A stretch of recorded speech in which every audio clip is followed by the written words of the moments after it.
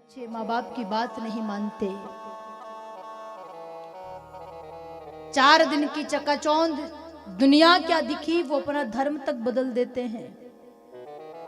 20-22 साल तक माँ बाप ने प्यार किया, पाला पोषा, पढ़ाया लिखाया, उस लायक बनाया, और अगर उनकी जिंदगी में कोई नया मेहमान आ जाए, कोई ऐसा मित्र आ जाए, कोई ऐसा साथी आ जाए जो 4 दिन की चांदनी चकाचौंध दुनिया उन्हें दिखा दे, तो आजकल के युवा, आजकल की युवतियां वो 4 दिन की चकाचौंध दुनिया को देख करके अपने माँ बाप के 20-22 साल के उस प्रेम को ठुकरा देते हैं। उन्हें लगता है कि माँ बाप का प्रेम कोई मायने नहीं रखता, ये जो मिल रहा है यही पर्याप्त है सब कुछ। और यही कारण है कि आए दिन ऐसी घटनाएं होती है कि हमारे भारत की बेटियां लव जिहाद में फंस जाती है। यही कारण है कि आए दिन ऐसी घटनाएं होती है कि भारत की बेटियों पर अत्याचार होता है। इसमें कहीं ना कहीं बेटियों की भी गलती है। अभी कुछ दिन पहले एक घटना सामने आई थी। श्रद्धा नाम की लड़की अपने माँ बाप को छोड़ करके धर्म परिवर्तित कर दिया, अपना धर्म बदल दिया और एक मुस्लिम युवक के साथ रहने के लिए चली गई। आज से 5-6 महीने पहले मई के महीने में उस व्यक्ति ने उसका मर्डर कर दिया, उसे मार दिया। मारने के बाद उसके शरीर के कई सारे टुकड़े किए, 35 टुकड़े करने के बाद उसे एक फ्रिज में बंद करके रख दिया, ताकि उसने जो गुनाह किया है वो किसी को पता ना चले। और रात के अंधेरे में रोज एक एक टुकड़ा उसने उस घने जंगल में फेंक दिया, जहां से उसकी लाश का कोई अता पता नहीं चले, जहां से ये पता ना चल सके कि श्रद्धा का मर्डर किसने किया है। 6 महीने बाद, 7 महीने बाद जब उसके पिता को चिंता होने लगी कि मेरी बेटी कहाँ होगी, पता किया, कोई अता पता नहीं चला।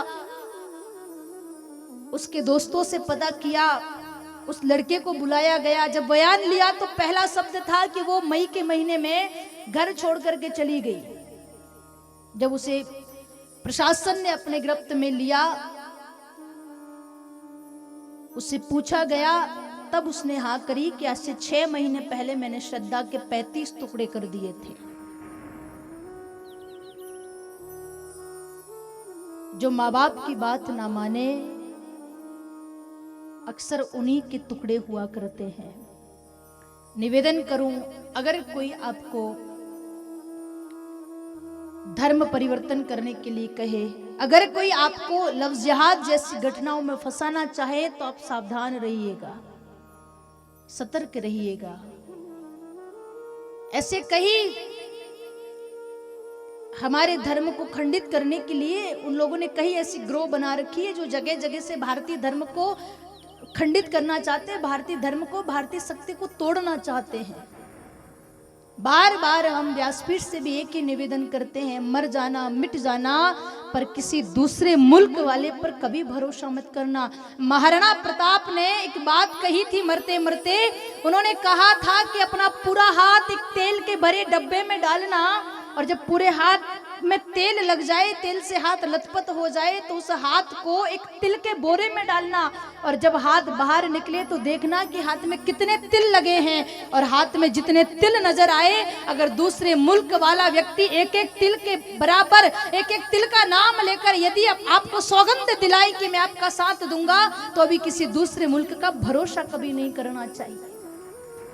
1000 बार कोई आपके सामने कसम खाए, 1000 बार कोई आपसे वादे करे, पर जब बात इज्जत और स्वाभिमान की हो तो वहां मर जाना, मिट जाना, पर अपनी इज्जत को कभी बर्बाद मत होने देना। प्यारे, जो लोग अपने घर से भाग जाते हैं, अपना धर्म बदल देते हैं, या जो लोग अपने माँ बाप की बात नहीं मानते हैं, या माँ बाप रोक टोक करते हैं, तो जो लोग मर जाते हैं, उनसे निवेदन करूं प्यारे, आप तो एक दिन गलत काम करके घर से निकल जाते हो। कभी उन माँ बाप के बारे में सोचना जिन्होंने रात रात भर जाग करके जिस माँ ने तुझे पाला है, दिन रात काम करके जिस पिता ने तुझे पाला है। तेरे जाने के बाद तेरे माँ बाप हर पल पल मरेंगे, तेरे माँ बाप समाज में अपना मुंह दिखाने लायक नहीं बचेंगे, अपने माँ बाप के एहसानों का ऋण नहीं चुका सकते।